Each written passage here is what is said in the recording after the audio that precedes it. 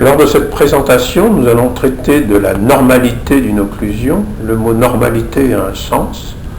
Et puis aussi de la limite du physiologique et du pathologique. Et il est très difficile de pouvoir vraiment évaluer cette limite et savoir exactement à partir de quel moment il est absolument nécessaire de traiter notre patient. Les concepts traités pour cette question vont être en petit 1, le principe de normalité de l'occlusion elle-même. Qu'est-ce que c'est qu'une occlusion dite normale? Est-ce que c'est une occlusion idéale ou est-ce que c'est une occlusion qui est finalement celle de toutes les personnes qui vivent et qui ne semblent pas avoir de pathologie ou qui semblent être parfaitement sereines et pouvoir vivre avec cette occlusion même si elle est parfois une malocclusion. Un deuxième volet sera celui des fonctions associées à l'occlusion. Effectivement, les malocclusions peuvent entraîner des fonctions de déglutition, phonétique, posturale, de mastication qui vont être altérées. Comment est-il possible de définir une normalité de ces fonctions?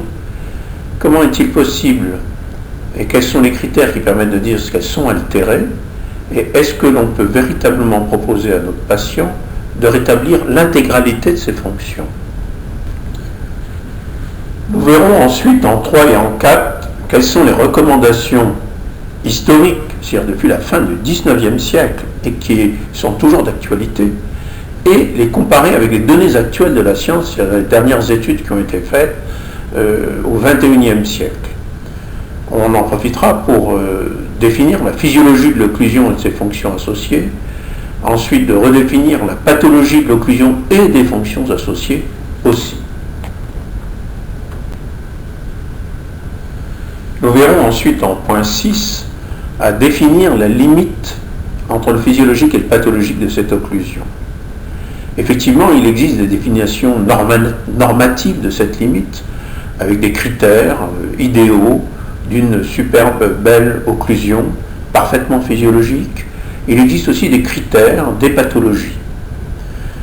En fait, il existe aussi une définition clinique de cette limite, car parfois de toutes petites causes peuvent entraîner de grands maux, et parfois des patients ont des malocclusions importantes sans avoir de pathologie vraiment avérée. Aussi, il va nous falloir dire quelle est l'attitude thérapeutique d'évaluation, comment évaluer l'existence de pathologie ou pas, et surtout savoir si le patient ne risque pas plus tard de développer des pathologies, c'est-à-dire savoir quelle doit être notre attitude thérapeutique de précaution. En fin de traitement et d'alignement dentaire, nous allons voir les recommandations des écoles, les objectifs à atteindre. Une très belle thèse faite réalisée par Julie Duvercher s'appelle « Analyse occlusale de fin de traitement en orthodontie, règles et recommandations ». Cette thèse a été faite sous ma direction. Voyons les recommandations. Le principe de normocclusion, c'est un principe qu'on commence à voir apparaître en 1899 avec les classes d'Angle. Angle insiste sur le rapport des 6 supérieurs et 6 inférieurs, en particulier de la position de la mésio-palatine de l'assise supérieure dans sa fosse et de la mésio-vestibulaire de l'assise supérieure dans le sillon centrovestibulaire. Ensuite apparaissent les travaux en 1952 et 1958 de Posselt.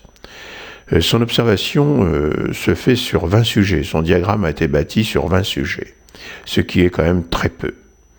Il remarque sur un peu plus de sujets, sur ces 20 sujets, que 88%, je crois que c'est de l'ordre de 120 sujets, la remarque se fait, que 88% ont une occlusion de relation centrée, dite centrée, qui est différente de l'intercuspidie.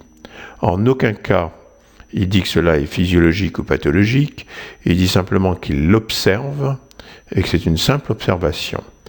Donc il y a un principe de normalité, qui serait effectivement que la relation centrée soit différente de l'intercuspidie, mais que, en fait, cette normalité n'est pas forcément physiologique ou pathologique.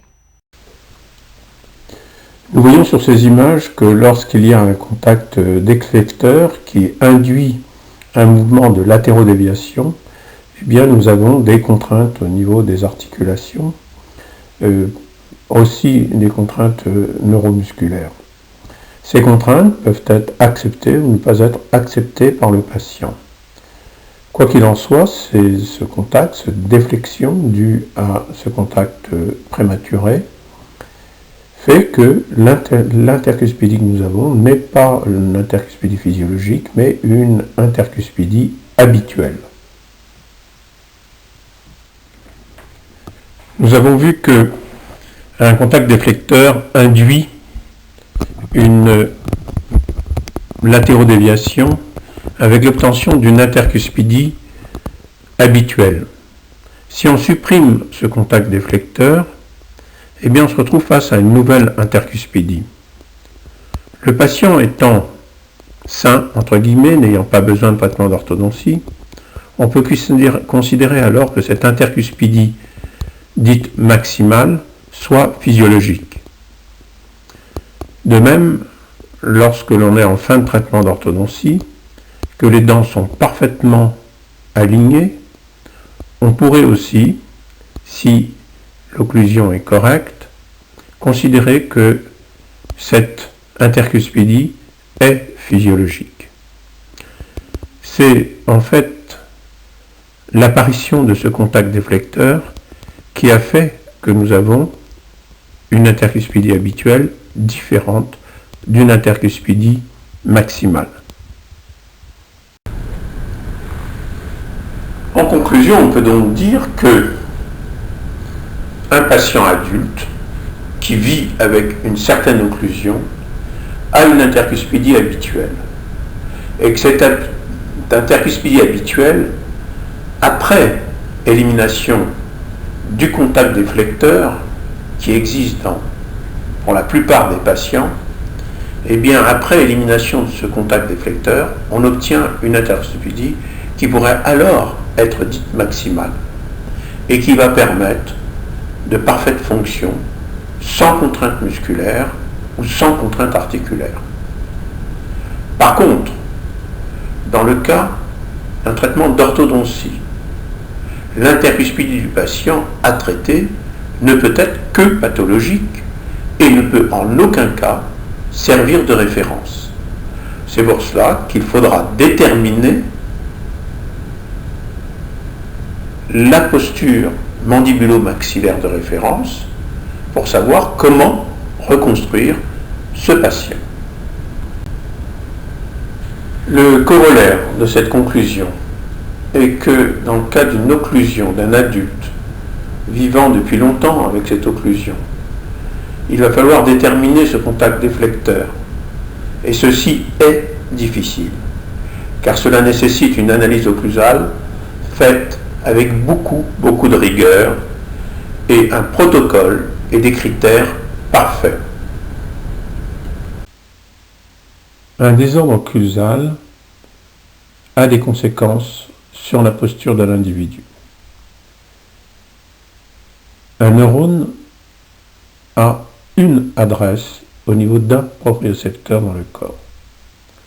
Lorsque ce neurone reçoit un flux à environ 800 km/h et qu'il y a un désordre occlusal, ces flux arrivant dans un tout petit territoire correspondant à celui de l'occlusion dans le cerveau saturent.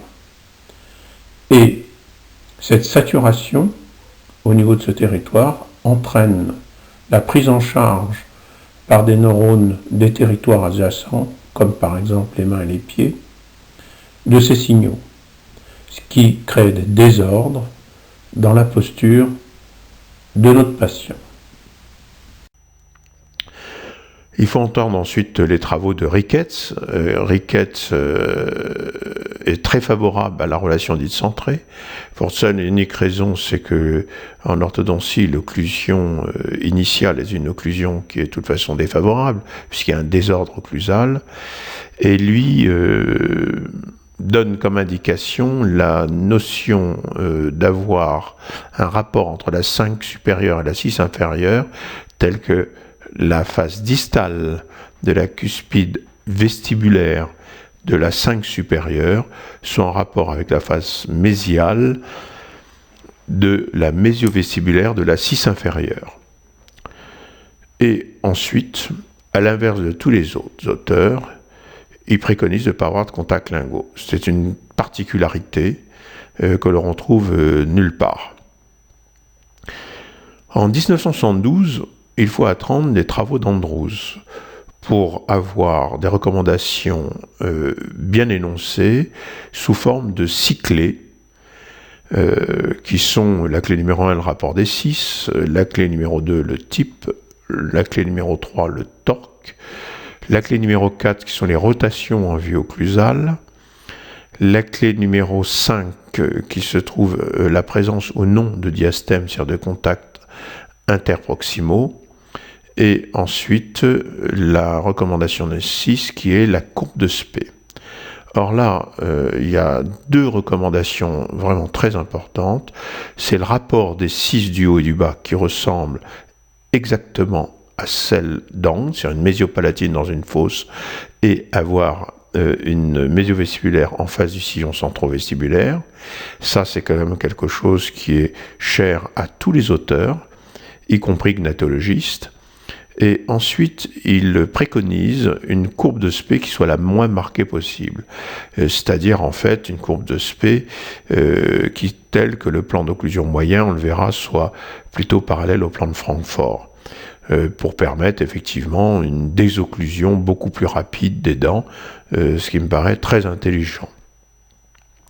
En 1981 et 1997, Rotz montre que, par des travaux, que la différence entre l'intercuspide et l'occlusion en relation dite centrée sont très différentes et que l'on doit préférer une analyse occlusale en relation dite centrée.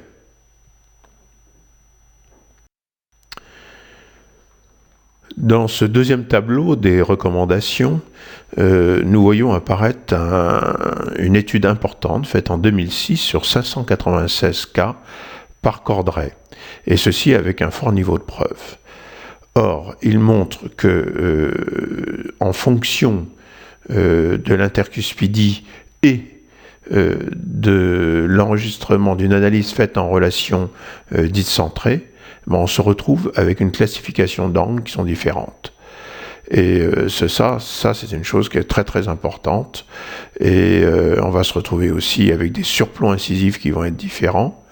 Et remarque aussi qu'il y a toujours des contacts prématurés. Donc en fait, il conforte vraiment le fait que Posselt ait montré qu'il y avait une différence entre l'occlusion d'intercuspidie et l'occlusion de relations dites centrées, et que l'analyse n'est pas du tout la même. Ceci est quand même un élément important.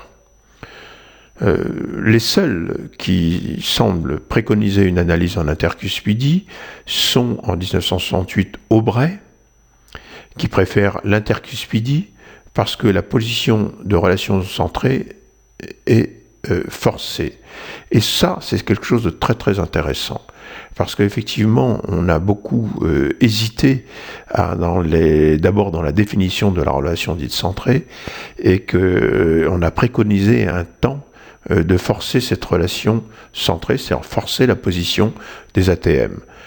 C'est une chose effectivement qui a provoqué des erreurs énormes, et on peut comprendre que cet auteur, à un moment donné, n'arrivant pas à trouver une position de relation intermaxillaire qui soit correcte, et préférer l'intercuspidie. En fait, on verra plus tard que grâce à une mise en condition neuromusculaire et articulaire, on a la possibilité d'avoir une relation mandibulo-maxillaire de référence qui conviennent parfaitement, et qui fait que cette notion de préférer l'intercuspidie à la relation dite centrée ne tient pas. Ensuite, il y a Clark et Evans en 2001 qui eux aussi réitèrent en pensant que le fait que la non-utilisation de la relation dite centrée n'entraînait pas de pathologie. Là, on peut être encore très très sceptique parce que quand on voit à l'heure actuelle la prise de conscience des pathologies entraînées par des problèmes de fin de traitement d'orthodontie qui sont pas toujours corrects, là on peut accepter l'idée que cette idée est quand même une idée d'auteur très isolé. On a ensuite en 2006 là encore, à nouveau, comme Aubray, Reinschus, qui argue que la relation dite centrée est généralement fausse. Et c'est vrai. Il est vrai que dans toutes les études qu'on peut voir, il y a que, je crois, sur 11 études de la relation intermaxillaire dite centrée, il n'y a que 2 auteurs qui ont préconisé une détente neuromusculaire avec un artifice, des orthèses et des choses comme cela. C'est pour ça qu'on peut effectivement voir apparaître un auteur qui puisse en 2006 dire encore cela. Mais quand on sait aussi que la relation centrée, les occlusodontistes ont toujours préconisé une détente neuromusculaire depuis plus de 20 ans, on pense que là, il y a peut-être une prise de conscience qui n'a pas encore été vraiment faite dans les traitements d'orthodontie. En 2007 et 2010, que ce soit Roth, Soltram-Marie ou Solo, ils pensent que la position de relation dite centrée n'a jamais entraîné de pathologie, et ça c'est une évidence, d'autant plus que c'est une évidence qui est corroborée par la prothèse. Tous nos grands traitements de prothèse sont réalisés dans cette relation dite centrée ou une relation intermaxillaire de référence, et n'ont jamais entraîné de pathologie, j'en suis le premier témoin. D'autre part, il souligne le fait que cette relation dite centrée, si on veut qu'elle soit valable, il faut qu'elle soit obtenue après une déprogrammation que nous appelons, nous, une mise en condition neuromusculaire ou articulaire, telle qu'il n'y ait aucune contrainte articulaire ou aucune contrainte neuromusculaire. On peut voir donc dans ces recommandations, du point de vue de la conclusion de ces recommandations, on peut voir qu'en fait, il n'y a pas vraiment d'auteur qui préconise l'intercuspidie, si ce n'est parce qu'il pense que la relation dite centrée n'est pas très sûre, mais à partir du moment où on fait une déprogrammation ou mieux une mise en condition neuromusculaire articulaire, cette relation intermaxillaire devient très très très très sûr et ne permet à ce moment-là de pouvoir faire une analyse qui soit correcte et à ce moment-là de ne pas utiliser cette intercuspidie qui maintenant de la part de beaucoup d'auteurs et beaucoup d'études qui sont en cours montrent qu'effectivement elles peuvent entraîner des désordres au niveau des ATM et au niveau de la neuromusculature. En ce qui concerne la mémoire tissulaire, la prothèse complète nous apporte un enseignement. Lorsque on monte des dents, des incisives, des canines sur un patient, directement sur le patient, et qu'on lui demande est-ce que la dent est trop en avant, trop en arrière, trop longue, trop courte, et qu'on vérifie les rotations, sans qu'il le regarde, surtout pas, simplement avec le contact de ses lèvres et de sa langue, et bien tout doucement on retrouve la position de ses dents qu'il avait exactement sur les photos. On retrouve éventuellement des défauts dentaires qui auraient pu être corrigés de manière orthodontique. Ce qui veut dire qu'en fait, il existe une mémoire tissulaire de la position de nos dents et que cette mémoire tissulaire peut être même pour vous en orthodontie quelque chose de désagréable puisque ça va recréer des positionnements dentaires après vos traitements. Quoi qu'il en soit, cette mémoire tissulaire nous permet, nous, en prothèse complète, de retrouver la position des dents et de retrouver une notion de champ fonctionnel.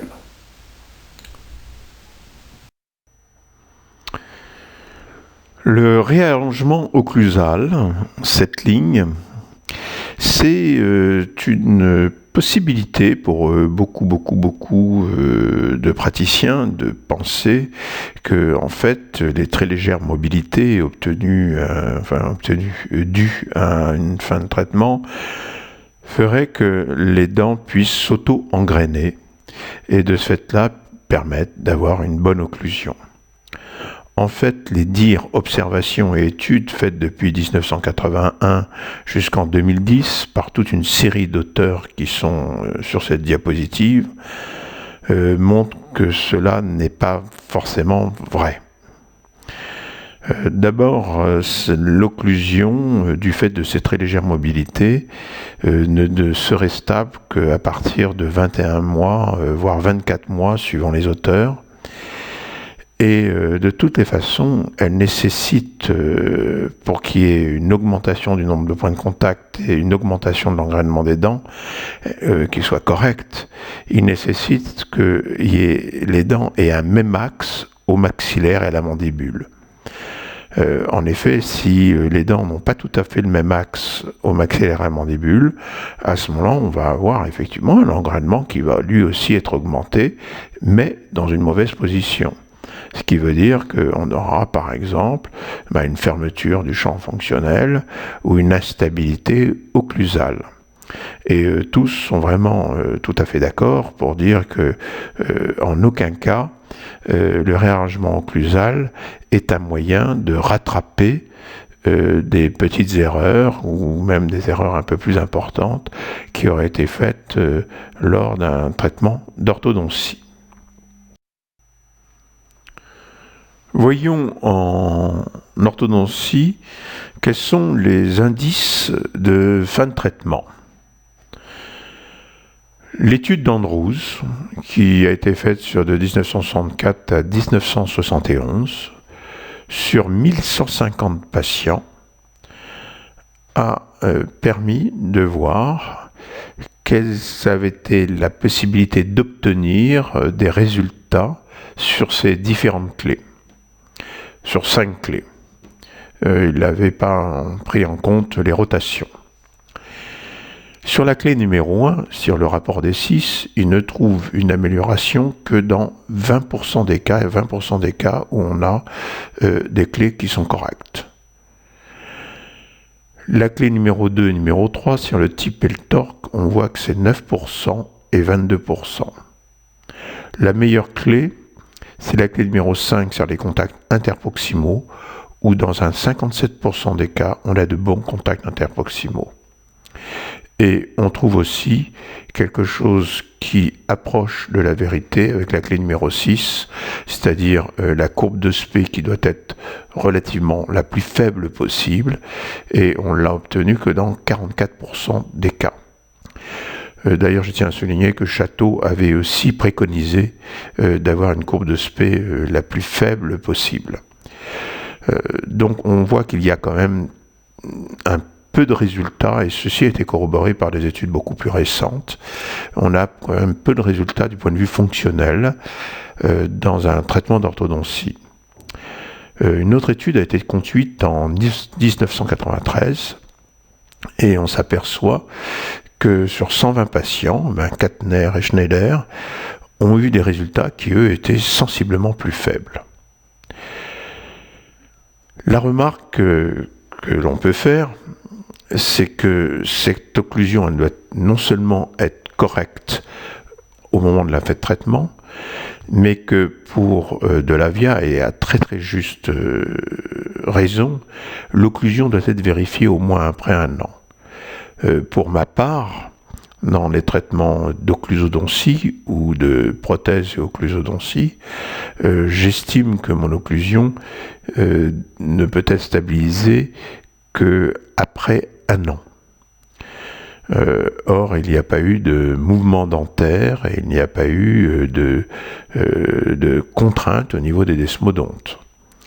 De même, Bassini montre aussi, en remarque, montre aussi qu'en classe 2 et en classe 3, l'occlusion est en cuspide embrasure et est peu stable. Et de ce fait-là, il va falloir la vérifier aussi dans le temps.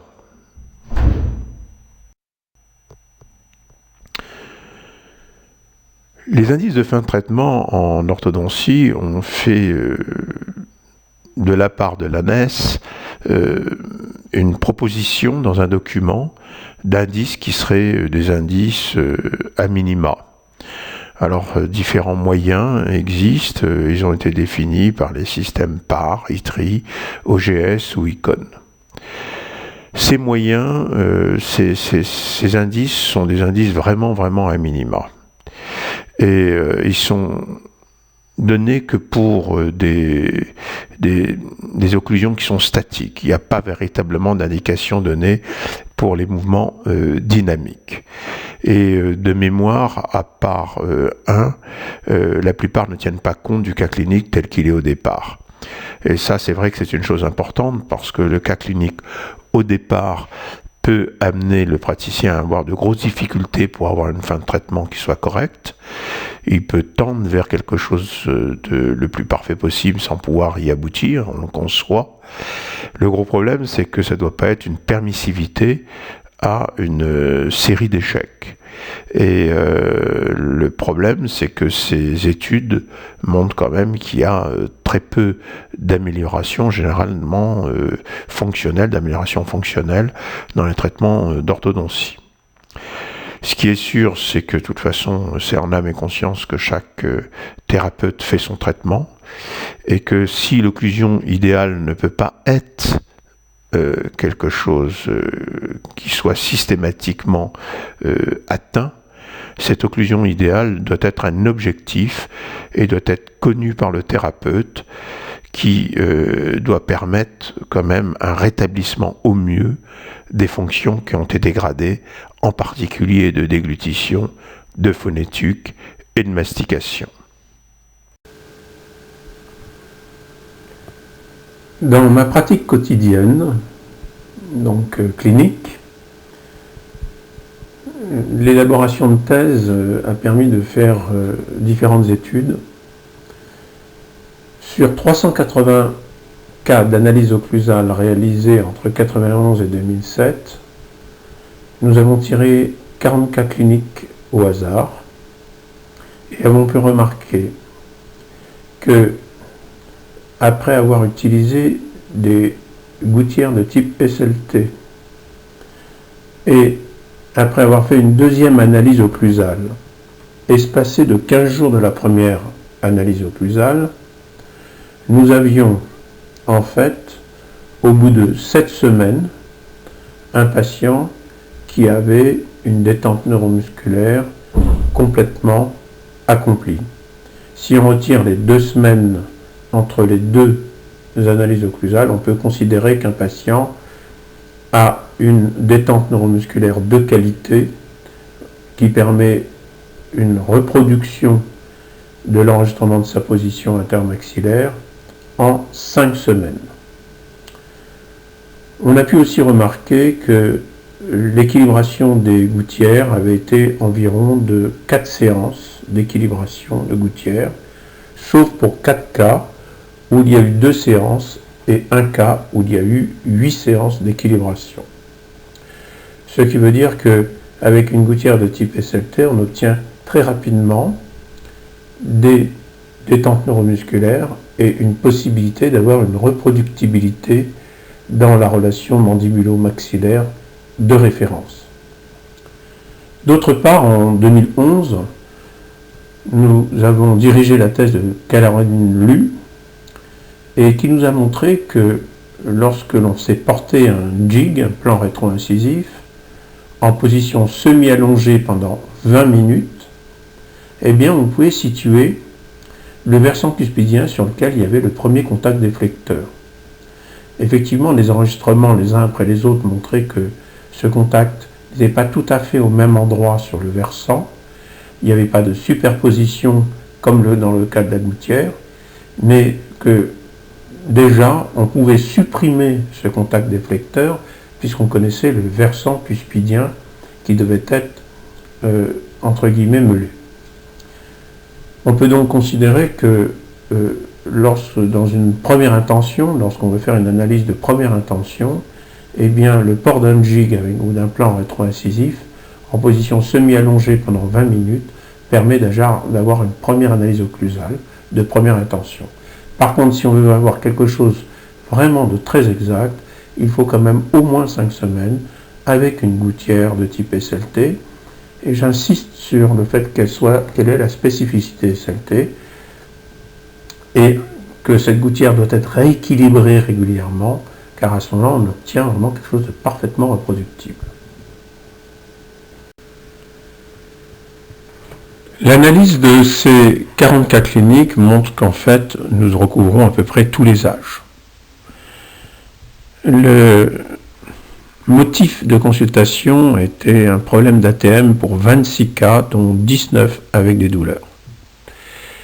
3 cas avaient des migraines ou des douleurs musculaires. 5 cas, un problème d'abrasion ou de bruxisme important.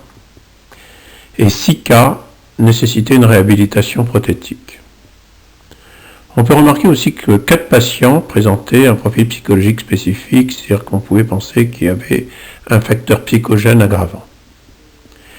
14 cas avaient eu un traitement d'orthodontie, dont 7 ont eu besoin d'un nouveau traitement d'orthodontie. Un cas sur 2. 10 patients ont eu besoin d'un traitement d'orthodontie. Ce qui veut dire que sur 40 cas, 24 cas ont eu un nouveau traitement d'orthodontie. Ceci pour montrer que l'orthodontie et l'occlusodontie sont liés. Et que dans l'histoire de l'occlusodontie, si la prothèse a apporté à l'occlusodontie, l'orthodontie aussi a apporté beaucoup. Ce sont deux disciplines qui sont toujours préoccupées de l'occlusodontie, c'est-à-dire de l'occlusion des dents et des fonctions qui sont liées à cette occlusion.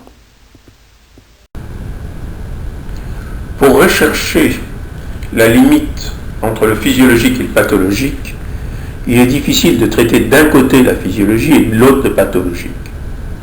Mais d'un point de vue didactique, nous allons quand même essayer, dans un premier temps, de traiter de la physiologie et de ses limites, puis dans un deuxième temps, de la pathologie et de ses limites. Pour définir un champ fonctionnel, c'est en fait l'espace dont a besoin la mandibule lors de ses fonctions. Ce champ fonctionnel, comme je vous l'ai dit, existe aussi bien au niveau des incisives antérieures, compris entre la face palatine des incisives du haut et vestibulaire des incisives du bas, que entre les cuspides vestibulaires du haut et les cuspides vestibulaires du bas, et aussi du côté lingual, le surplomb lingual entre les cuspides linguales. La nature de ce champ fonctionnel doit être telle qu'il n'y ait aucune interférence pendant les fonctions. C'est-à-dire aucune gêne, aucune contrainte sur la mandibule pendant les fonctions. Et ceci doit peut-être visualiser, peut-être, évaluer de plusieurs façons. La première façon, et au niveau des dents antérieures en particulier, c'est de vérifier qu'il n'y ait pas une contrainte qui amène la mandibule en arrière et qu'il n'y ait pas des douleurs rétrocondyliennes en appuyant, en palpant cet espace rétrocondylien. Deuxième moyen, c'est de vérifier qu'il n'y ait pas de mobilité antérieure, en mettant par exemple les dents, ses doigts sur les faces vestibulaires des dents du patient, en lui demandant de claquer les dents. Il ne doit pas y avoir de vibration plus importante, de contact plus important sur une dent que sur une autre. De même que lorsqu'il fait des mouvements de propulsion, il ne doit pas y avoir une dent qui doit être plus contrainte qu'une autre. En dernière chose, on peut vérifier qu'il n'y ait pas d'abrasion des dents antérieures, montrant que le patient ait besoin de venir s'appuyer sur les dents antérieures parce que ce champ fonctionnel est trop fermé et l'enferme de trop. Dernier moyen de vérifier si ce champ fonctionnel est correct, eh bien c'est lors de l'analyse occlusale de vérifier que le patient n'ait pas besoin de partir en avant pour pouvoir se libérer, et de ce fait-là, on retrouve des contacts essentiellement antérieurs et pas de contact postérieur sur les modèles d'analyse. Donc il y a quand même des moyens qui permettent de vérifier si ce champ fonctionnel est correct ou pas. Au niveau postérieur, on vérifiera surtout qu'il n'y ait pas d'interférence et que le patient n'ait pas l'impression d'être pris dans une boîte. Encore faut-il qu'il puisse en avoir l'expérience, parce que si le patient depuis son enfance est pris dans cette boîte, il a l'impression que cette boîte est normale et naturelle. C'est pour ça qu'il est un peu plus difficile de vérifier si ce champ fonctionnel postérieur est correct. Le plus simple, c'est de vérifier que l'axe des molaires du haut et des molaires du bas, et des prémolaires du haut et des prémolaires du bas, soit strictement identique au maxillaire et à la mandibule. Si les dents s'affrontent suivant des axes qui se confondent, à ce moment-là, on sait très très bien qu'on aura probablement, à moins d'avoir un problème de morphologie, on devrait avoir des champs fonctionnels qui soient corrects au niveau postérieur. La nature du champ fonctionnel antérieur, eh bien, il peut être étroit ou il peut être large. Il y a des patients qui tolèrent tout à fait des champs étroits, des champs fonctionnels étroits, et d'autres qui sont beaucoup plus heureux avec un champ fonctionnel antérieur beaucoup plus large. C'est-à-dire que l'angle interincisif entre les dents du haut et les dents du bas, à mon avis, n'est pas vraiment quelque chose de fondamental. On voit des patients qui ont des surplombs incisifs relativement forts, avec des champs étroits, et qui ont une cinématique mandibulaire qui est relativement verticale, avec des mouvements essentiellement verticaux et non pas horizontaux, et qui ce fait-là sont très heureux. Par contre, il y a des patients qui ont une laxité et qui ont besoin de mouvements horizontaux beaucoup plus importants, et à ce moment-là, il faut que leur champ fonctionnel antérieur, par exemple, soit beaucoup plus large. C'est pour ça qu'il n'y a pas de données anatomiques, à mon sens, qui permettent de dire si un champ fonctionnel est correct ou pas. Les données anatomiques sont là pour dégrossir le problème, mais ensuite, il faut valider ce champ fonctionnel directement sur le patient par l'examen tel que j'ai dit précédemment. Nous voyons donc la nécessité de se poser ces questions. Y a-t-il des douleurs rétrocondyliennes? Y a-t-il un contact déflecteur antérieur? Y a-t-il des mobilités des dents antérieures? Et y a-t-il des facettes d'abrasion sur les dents antérieures? Ce minimum de questions permet de répondre à la question: est-ce que mon champ fonctionnel est pathologique ou physiologique? Dans ce cas très particulier, où il y a eu un recul des incisives supérieures et une descente des incisives inférieures, eh bien, on voit très bien que le guide antérieur a été augmenté. C'est-à-dire qu'en fermant le champ fonctionnel, le guide antérieur est augmenté. Le guide antérieur, je vous rappelle, c'est une notion d'articulateur. Le champ fonctionnel, c'est une notion sur le patient, en clinique, au fauteuil, mais on voit que les deux sont parfaitement liés. C'est-à-dire qu'un guide antérieur qui a été augmenté, en fait, signifie une contrainte qui puisse exister au niveau des articulations. Donc, dans ce cas-là, sur le schéma jaune en bas et à droite, on remarque que si on avait fait un torque plus important, la flèche rouge serait moins inclinée, et à ce moment-là, on aurait probablement un champ fonctionnel plus important, et peut-être qu'on aurait sans doute moins gêné notre patient. La nature du champ fonctionnel postérieur, lui aussi, est inhérent soit à l'axe des dents, soit à la morphologie des dents. Dans de très très rares cas, il m'est arrivé que des patients avaient des axes de dents parfaits, bien l'un en face de l'autre, tel que les 6 soient vraiment en contact étroit et correct, mais les morphologies étaient très très très importantes. On a l'impression, ce sont les gens qui parfois ont 30-35 ans et se retrouvent avec des cuspides très pointus, pas du tout usés, et on s'aperçoit que ces cuspides sont importantes, et le patient en général met cet air important, il est contraint, il est pris, il est emboîté, l'engrainement est tel qu'il nous donne l'impression d'emboîtement, le patient n'est pas du tout libre en latéralité, et c'est vrai que ça c'est essentiellement dû à un problème de morphologie. En fait, en orthodontie, c'est très rarement une erreur que j'ai vue en denture naturelle, mais pas en traitement d'orthodontie. En orthodontie, ce qui se passe le plus souvent, c'est l'axe de la 6 inférieure et de la 6 supérieure sont pas l'un en face de l'autre, et il y a une fermeture du champ fonctionnel vestibulaire. C'est l'erreur la plus classique que l'on peut voir en orthodontie. Ce chemin, ce champ fonctionnel peut être aussi étroit, avec une verticalisation de la cinématique d'un patient défini, et pour un autre patient, on peut aussi avoir, un patient plus laxe, on peut avoir aussi un champ qui nécessite d'être beaucoup plus horizontal et beaucoup plus large, beaucoup plus important. Donc là encore, un bon moyen, c'est de vérifier qu'il n'y ait pas d'interférence pour un guide antérieur correct, pour un champ fonctionnel antérieur correct, de bien vérifier qu'il n'y ait pas d'interférence au niveau postérieur. Je pense que c'est le minimum. Donc en fait, pour l'analyse du champ fonctionnel postérieur, au moins une question: existe-t-il une interférence occlusale en dynamique?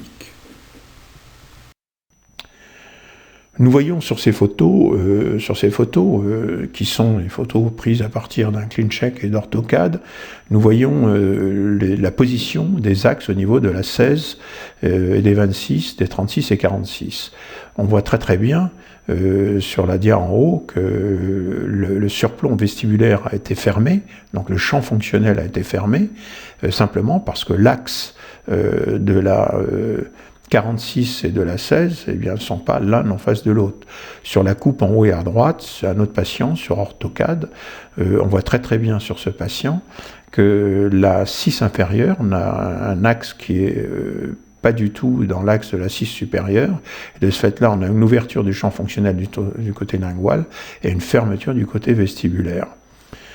Sur les photos, sur les images inférieures, on voit l'engrainement, et on voit très très bien l'engrainement au niveau de la 16 et de la 46. On voit très bien que la mésiopalatine n'est pas dans la fosse, et là encore, ça va être un défaut, ça va gêner la stabilité, puisque je vous rappelle que la stabilité d'une occlusion, le verrou de l'occlusion, est donné essentiellement par la mésiopalatine dans la fosse, et que le reste, au niveau des prémolaires, on a une cuspide embrasure. De même qu'en classe 1 et en classe 3, comme l'a souligné Bassini, eh ben on a aussi des occlusions en cuspide embrasure qui ne sont pas très stables. Lorsque vous êtes en classe 1, vous avez la chance d'avoir une mésiopalatine qui vient dans une fosse, et là vous avez la possibilité d'avoir un verrou, et il faut absolument profiter d'avoir ce verrou. On voit que sur la fin de traitement, au niveau de 26 et 36, on a un engrainement qui est beaucoup plus favorable, et qui permet au moins d'avoir au niveau des 6, un verrou et une stabilité de l'occlusion. Il ne s'agit pas d'enfermer le patient dans une boîte, comme j'ai dit, parce que ça serait dramatique, puisque le patient ne serait pas libre dans son champ fonctionnel et de ce fait-là aurait une cinématique contrainte, mais il s'agit d'avoir un engrainement suffisant pour qu'il y ait une position unique permettant la déglutition et une position très précise permettant aussi cette déglutition. Et c'est pour ça que la stabilité occlusale est absolument nécessaire pour les fonctions de déglutition, entre autres.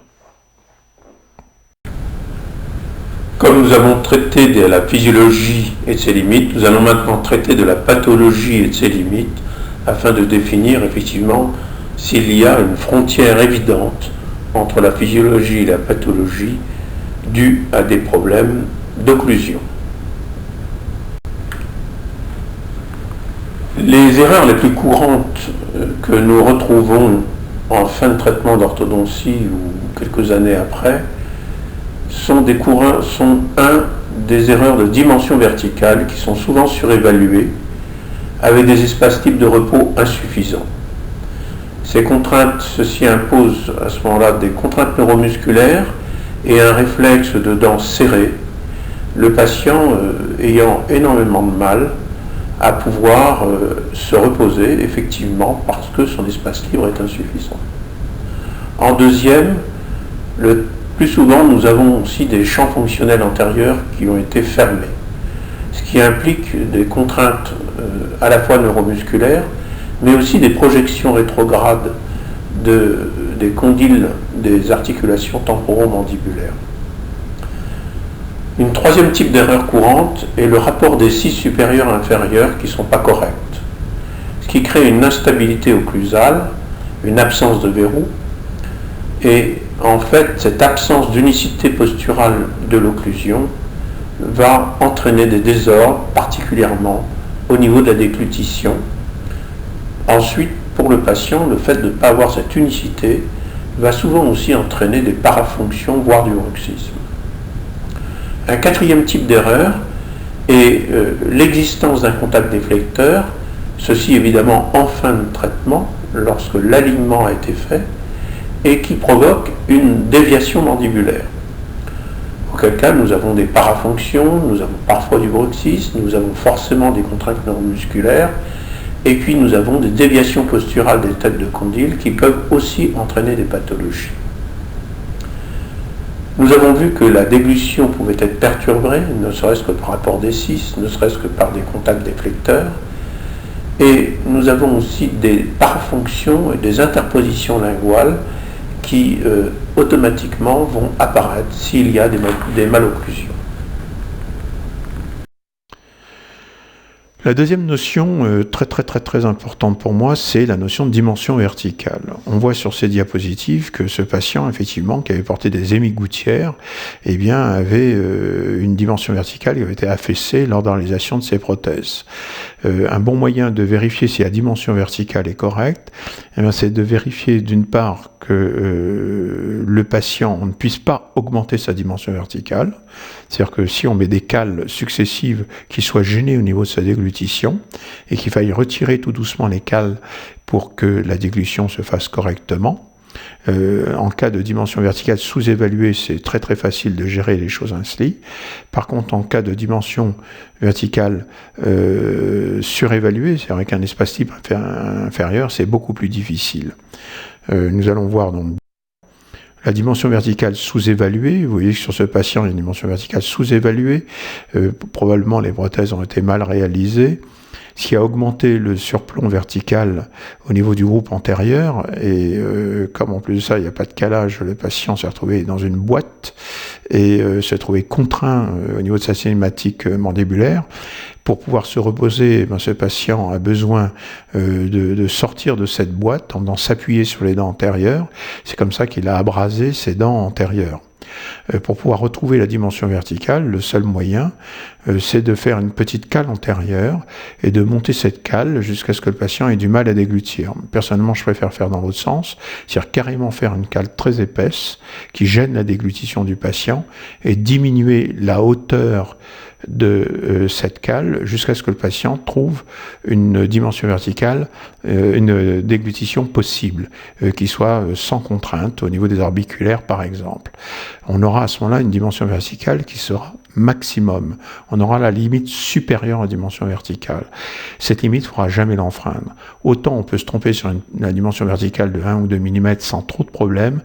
Par contre, si on franchit la limite supérieure de la dimension verticale, on va se retrouver à ce moment-là avec un espace libre insuffisant et avec des vrais problèmes au niveau de l'occlusion et des tensions neuromusculaires, puisque l'espace libre étant insuffisant, le patient aura tendance à serrer en permanence les dents. C'est le cas qu'on peut voir sur ce cas où on a une dimension verticale qui a été surévaluée avec un espace libre qui a été diminué. Alors il faut savoir que ça c'est quand même relativement courant dans les traitements d'orthodontie parce que lorsqu'on redresse les dents, eh bien les dents n'ont pas du tout tendance à s'engraisser mais plutôt à s'égraisser, ne serait-ce que par rotation de la dent sur son axe, sur son hypomoglion. Et que comme on se retrouve avec un espace type très faible, eh bien le patient a besoin de serrer les dents pour pouvoir se reposer, parce qu'il n'a pas un espace suffisant pour pouvoir avoir un repos et que le petit mouvement sinusoïdal de sa mandibule ne peut pas s'exprimer. C'est pour ça que ces genres de patients, en général, ont l'habitude de dire qu'ils vivent les dents serrées, qu'ils aiment avoir les dents serrées, parce que ça leur permet de se reposer, qu'ils se réveillent le matin avec les dents serrées. Vous voyez, dans ce cas précis, eh bien non seulement le patient a abrasé ses dents, a usé ses dents, mais en plus de ça, il y a eu des problèmes de paro associés, du fait probablement de problèmes de paro, mais d'une occlusion qui était beaucoup trop contraignante au niveau des desmodontes et au niveau de ses soutiens osseux. Il a simplement fallu diminuer la hauteur coronaire pour retrouver d'une part ne plus avoir cette béance antérieure et ensuite avoir une dimension verticale qui permette au patient de vivre normalement. Ça, c'est une erreur qu'on trouve très souvent à la fin des traitements d'orthodontie.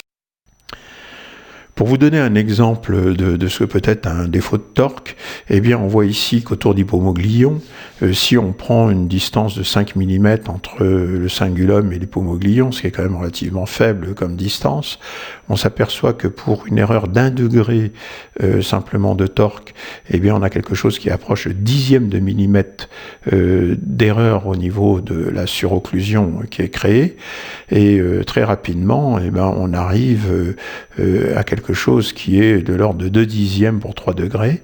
Il faut savoir que lorsque nous, en occluso, nous équilibrons les patients, on utilise un papier qui est de l'ordre du centième de millimètre, et en double, ça fait 1,5 centième de millimètre, et que les patients sont capables d'avoir des problèmes avec des erreurs qui sont de l'ordre du centième, 2 centièmes, 3 centièmes de millimètre. Donc aussitôt qu'on frôle les dixièmes ou 2 ou 3 dixièmes de millimètre, on est certainement là dans un système pathologique. Maintenant, après, il faut savoir qu'il y a les contraintes neuromusculaires ou articulaires qui sont acceptées par les patients et qui vivent très bien avec, puisque la plupart d'entre nous avons des malocclusions. Mais il faut savoir aussi que ces contraintes musculaires peuvent aussi entraîner des pathologies. C'est pour ça qu'il faut avoir, en fin de traitement, il faut avoir des critères qui soient absolument parfaits et qui permettent d'être sûr qu'il y ait, à titre préventif, qu'il n'y ait pas de contrainte un jour sur l'articulation ou sur la neuromusculature. Et c'est pour ça qu'il faut avoir une checklist qui permette de savoir exactement si notre fin de traitement est correcte ou pas. Ce guide antérieur, il peut être pathologique ou physiologique. Il faut savoir que ce guide antérieur, eh bien, il ne doit en aucun cas mobiliser des dents antérieures, il ne doit pas être en surpression en statique, c'est-à-dire qu'un papier doit pouvoir filer entre les dents et il ne doit pas y avoir de pression au niveau des dents antérieures, il ne doit pas y avoir de contrainte au niveau des articulations, c'est-à-dire pas de douleur rétrocondylienne, et lors des mouvements de propulsion, il ne doit pas y avoir de dents qui soient légèrement plus mobilisées qu'une autre par le fait qu'un contact soit trop fort entre une incisive du haut, par exemple, et une incisive du bas. Je vous rappelle que ce guide antérieur donc est fonction véritablement du champ fonctionnel, que si par un manque de torque vous fermez ce champ fonctionnel, automatiquement vous créez une contrainte rétrusive de la mandibule qui apporte forcément une contrainte articulaire. Cette contrainte sera tolérée ou pas tolérée, mais elle existera. C'est pour ça qu'il faut absolument faire une analyse à peu-près d'une orthèse pour vérifier qu'il n'y ait pas des contacts antérieurs immédiats, car à ce moment-là, ça voudrait dire que on aurait forcément un guide antérieur qui serait fermé. On voit bien sur cette diapositive-là que le guide antérieur dans le cas présent, qui pourtant semble présenter un angle interincisif correct, eh bien ce guide antérieur a provoqué une contrainte rétrusive mandibulaire, et on voit très nettement au niveau de l'interligne sur les radios, on voit très nettement les têtes de condyles qui ont reculé. Et c'est évident qu'à ce moment-là, la zone bilaminaire est contrainte, et que si on les palpe, si on touche ces zones-là, ces zones rétrocondyliennes, on va faire mal au patient. Et cette douleur peut être vraiment relativement violente. Lorsqu'on voit une telle chose sur des radios, il est évident que les choses sont évidentes et que là, on peut dire qu'il y a une contrainte rétrusive. Mais parfois, l'interligne est relativement constant sur la radio, et pourtant la légère contrainte fait que le patient a une douleur rétrocondylienne. C'est pour ça que la palpation est quelque chose d'important. La radio ne peut être qu'une confirmation de ce que la palpation donne, mais c'est la palpation qui est l'élément déterminant. C'est pour ça aussi qu'il faut avoir des modèles comme ils sont là, qui sont démontables, qui permettent de bien voir quel est le rapport des dents antérieures, et en ce moment on voit très bien que la canine supérieure et inférieure sont dans un rapport tel qu'il y a un phénomène d'emboîtement trop fort, et que le patient ne peut être que contraint en arrière. Dans ce cas très particulier, où il y a eu un recul des incisives supérieures et une descente des incisives inférieures, eh bien, on voit très bien que le guide antérieur a été augmenté. C'est-à-dire qu'en fermant le champ fonctionnel, le guide antérieur est augmenté. Le guide antérieur, je vous rappelle, c'est une notion d'articulateur. Le champ fonctionnel, c'est une notion sur le patient, en clinique, au fauteuil, mais on voit que les deux sont parfaitement liés. C'est-à-dire qu'un guide antérieur qui a été augmenté, en fait, signifie une contrainte qui puisse exister au niveau des articulations. Donc, dans ce cas-là, sur le schéma jaune en bas et à droite, on remarque que si on avait fait un torque plus important, la flèche rouge serait moins inclinée, et à ce moment-là, on aurait probablement un champ fonctionnel plus important, et peut-être qu'on aurait sans doute moins gêné notre patient. En cas de petit ou grand désordre articulaire, il faudra avoir à ce moment-là la possibilité d'une mise en condition de ces articulations-là. Nous savons que les auteurs distinguent des désordres qui sont réversibles de désordres irréversibles. Le désordre réversible ou irréversible tient simplement au fait que le petit clic, le petit ressaut existe immédiatement ou pas lors de l'ouverture de la bouche, et donc il peut être, la position du ménisque peut être récupérée. Dans le cas où on a la possibilité de mettre en condition une articulation, eh bien pour ma part j'utilise des émigoutières de mise en condition articulaire qui sont portées pendant 9 mois, voire beaucoup plus dans certains cas, et qui vont faire que effectivement je vais pouvoir valider à long terme, à moyen terme et parfois à long terme, valider une nouvelle position mandibulaire telle qu'il n'y ait pas de contrainte articulaire. Lorsqu'il y a des tout petits désordres, le seul fait d'une gouttière de détente neuromusculaire, portée là aussi pendant 8-9 mois suffit, mais à partir du moment où on veut recapter un ménisque en partie ou totalement, c'est-à-dire qu'on veut véritablement obtenir une amélioration d'un ressaut ou de craquement articulaire ou de choses de ce genre-là, il va falloir travailler différemment et utiliser pour moi ces émigoutières. Le but de toute mise en condition articulaire n'est pas forcément un recaptage méniscal, c'est essentiellement pour moi le fait que je n'ai aucune contrainte articulaire et que à partir de ce moment-là, je vais permettre une pseudo-cicatrisation, une cicatrisation de l'ATM qui fasse que la position soit acceptable et que le patient puisse vivre normalement, le pire étant le fait qu'il y ait un ressaut, mais sans aucun bruit, qui ne soit pas brutal, et qui permette au patient de vivre dans cette position. Ceci doit être fait partie d'une étude particulière et doit être parfaitement connu. C'est pas quelque chose qu'on peut improviser. On peut s'aider de radio, mais il y a aussi un examen très particulier qui permet de vérifier si ce qu'on a obtenu comme mise en condition est acceptable ou pas. Nous voyons sur ce cas clinique particulier que lorsqu'on retire ou qu'on remet en place sur l'articulateur le secteur 4, eh bien le contact, il y a un contact prématuré qui augmente la dimension verticale. Ce contact prématuré qui augmente la dimension verticale peut être soit un contact déflecteur, soit simplement un contact de surocclusion. Les deux augmentent la dimension verticale, mais le contact déflecteur, en plus, induit une déviation mandibulaire. C'est lui qui est le plus dangereux. C'est lui qui va induire, au niveau des articulations, des contraintes, et au niveau des muscles aussi des contraintes. Aussi, il faut bien distinguer un contact déflecteur d'un contact de surocclusion. Ils ne sont pas les mêmes. Dans le cas présent, l'intercuspidie habituelle et l'occlusion en relation intermaxillaire de référence, c'est-à-dire en relation mandibulo-maxillaire de référence, on voit qu'il y a une différence tout à fait notable, et on voit qu'il y a des contacts déflecteurs postérieurs qui font que la mandibule part en avant, est déviée en avant. Là, on trouve deux gros points contact déflecteurs. Il suffira de les supprimer pour d'un seul coup retrouver une intercuspidie qui coïncide avec la relation mandibulo-maxillaire de référence. C'est ces deux seuls points de contact qui suppriment énormément de contraintes articulaires et neuromusculaires, et c'est pour ça que je pense que l'essentiel des traitements en orthodontie, en occlusodontie à la fin de l'orthodontie, c'est souvent un ou deux points de contact amelés et c'est tout. C'est pas tellement plus que cela.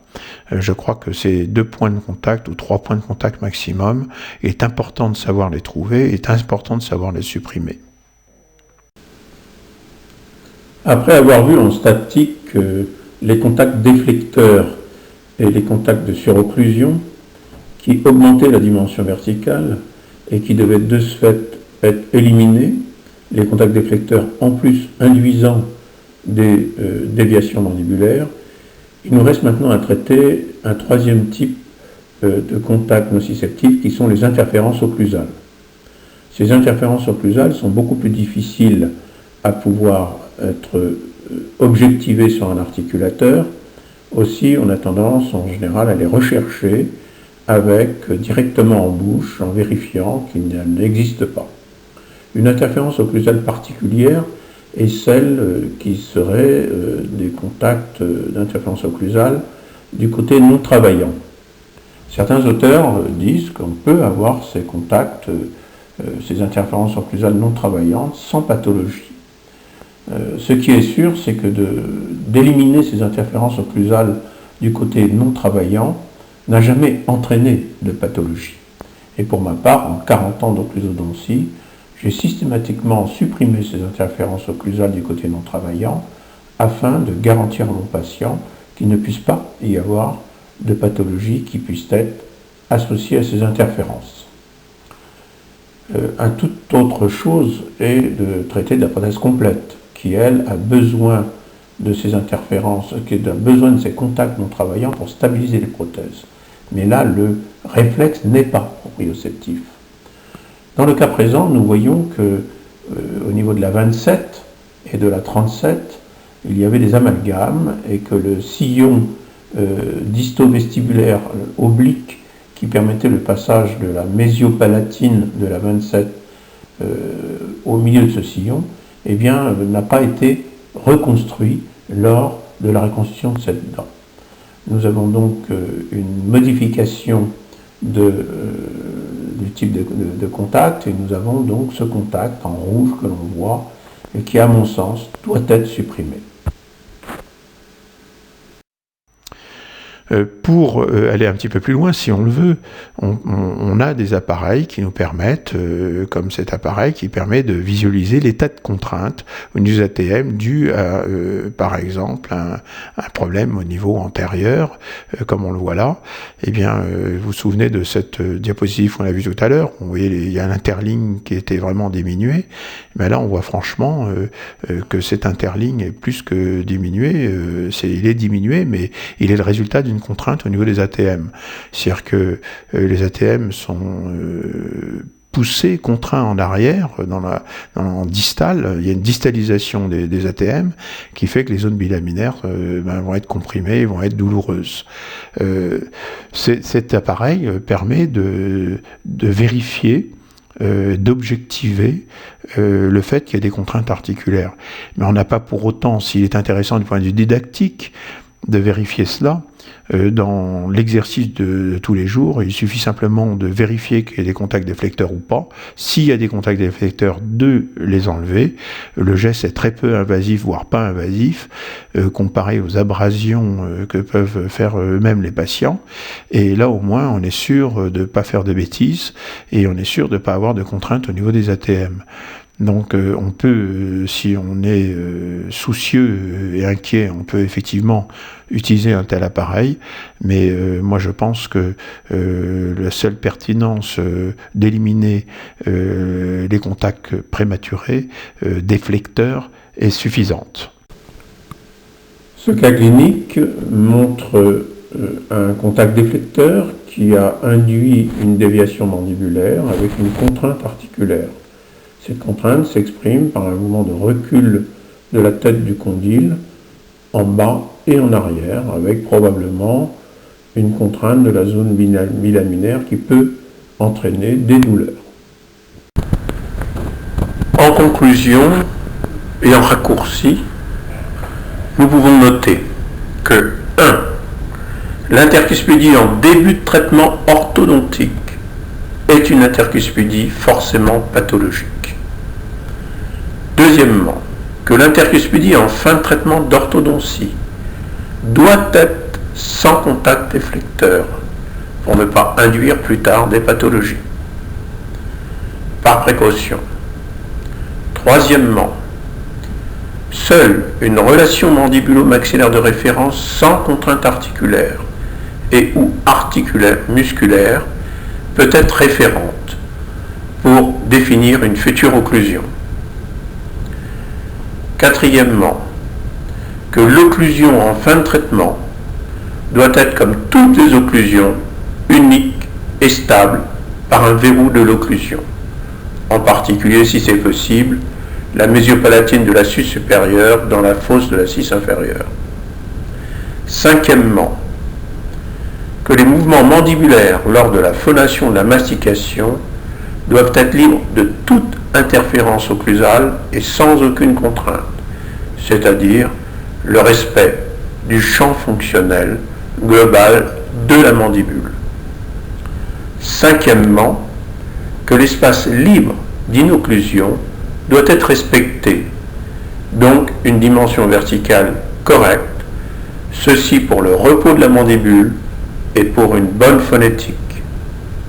Sixièmement, que les pathologies, que ce soit avant le traitement, pendant le traitement et après traitement, doivent être systématiquement traitées avant de continuer et en fin de traitement prévenues à titre de précaution pour éviter que le patient ne développe des pathologies. Car en effet, une toute petite interférence, une toute petite surocclusion, un tout petit point, un contact déflecteur peut engendrer des pathologies importantes chez certains patients, alors que parfois des interférences plus importantes, des troubles de l'occlusion beaucoup plus importants ne causeront pas de pathologie à un patient. Il y a donc là une notion importante qui est une notion de terrain. Mais ce qui est sûr, c'est qu'en fin de traitement, il n'est pas possible de déterminer si la nature du terrain fera que les erreurs seront acceptées ou pas.